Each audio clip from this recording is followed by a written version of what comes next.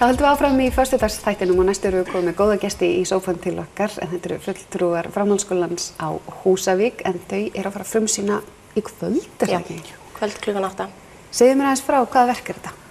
Andlát við jarðarför. Já, og hvað, hvað er það? Það fjallar bara fjölskyldu sem hittist við jarðarför fjölskyldu föðursins og það bara fer allt í klessu. Allt í steik? Já. Er þetta frasa? Já, þetta er mikið, svoleiðis. Frasi, hamagangur? Já, alltaf gerst. Skella hurðum? Já, nokkuð veginn. Já. Þannig að, og segðu mér aðeins meira, hvað eru margir í verkinu, hverjir taka þátt í þessu leikmynd, búningar, leikstjóri? Það eru svona 15 manns sem eru að leika held ég. Já, 15-16 sem eru á sviði.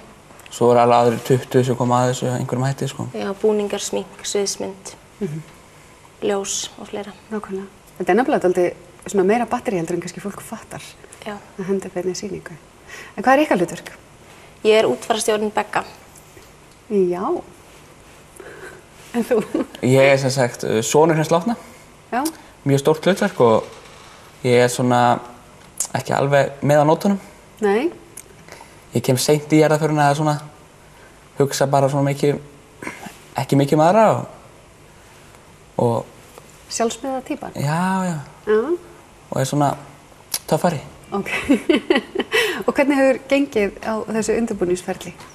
Bara mjög vel. Hvað er erfiðast, myndi ég mynda ykkur? Halda andliti. Já, fara ekki að hlæja. Þetta er svo fyndið að maður langar alltaf til að hlæja. Hvernig, eru þið búin að prófa að fá smá viðbrögð út í sal? Já. Er það ekki ennþá erfiðara þegar fólk fyrir að hlæja? Jú. Það er það. En hvers vegna leiklistin? Hvers vegna ákveðið að drífa ykkur í að taka þátt?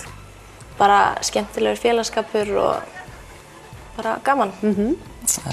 Já, félagskapurinn og fá smá athygli. Já, það er svolítið. Komast í sjónvarp. Já, líka það. Ég skil, það var í fréttidagum mitt frá framhaldsskólanum að það hefði verið eitthvað megin hlutverk og er að koma í viðtal á N4.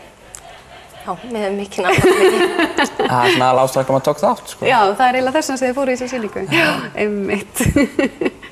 En segðu mér aðeins frá lífinu í framhaldsskólanum á Húsavík. Hvernig myndu þið lýsa þessum skóla?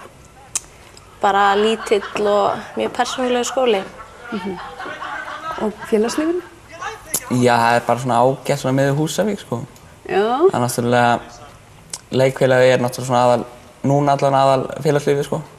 Taka margir þátt og koma og horfa og svona. Þannig að það er stemming í skólanum eða? Já. Já. Svona þessa dagana. Já. Sumir segja þegar þið taka þátt í svona sýningu að það bara sé ekkert tími fyrir námið. Hvernig er það? Það er mjög góð punktur eins og þar. Já. Maður hugsa mikið um leiklistina bara og allt svoleiðis, Fyrir mikill tími í það. En er námið í að vera í svona leiklist? Lærið þið eitthvað á þessu? Já. Já, mjög mikið. Alveg helling. Sumir nefnilega vilja meina það. Þáttaka í félagslífi sé jafnvel meira nám heldur en endilega sum fög. Já. En sem sagt, eru þið með þurriki í maganum fyrir kvöldið? Já, svona smá. Já, það er svona léttur bara. Spenningur. Svo leiður þú komin á sviðið þá er þetta alltaf leið. Já, nákvæmlega. Fyrsta setningin farin þá rúlar þetta á stað. Já. En þið viljið væntanlega hvetja fólk til þess að mæta. Hvað sýnið þið oft? Það eru, held ég, 5 sýningar. Búin að plana 5 sýningar. Það er núna í kvöld klukkan 8, það er reyndar orðið uppselt. Síðan á morgun klukkan 4 og mánudag, þriðjudag og miðvikudag klukkan 8. Það er hægt að panta miða í síma 464 1129, 2 tímum fyrir hverja sýningu. Og bara, viljið ekki segja eitthvað við fólkið? Hvort það er ekki að mæta? Jú, ég myndi endilega mæta á þetta og mjög fyndið og ég skal lofa þér því að þú myndi koma hlægjandi út. Lofa? Algjörlega. Já.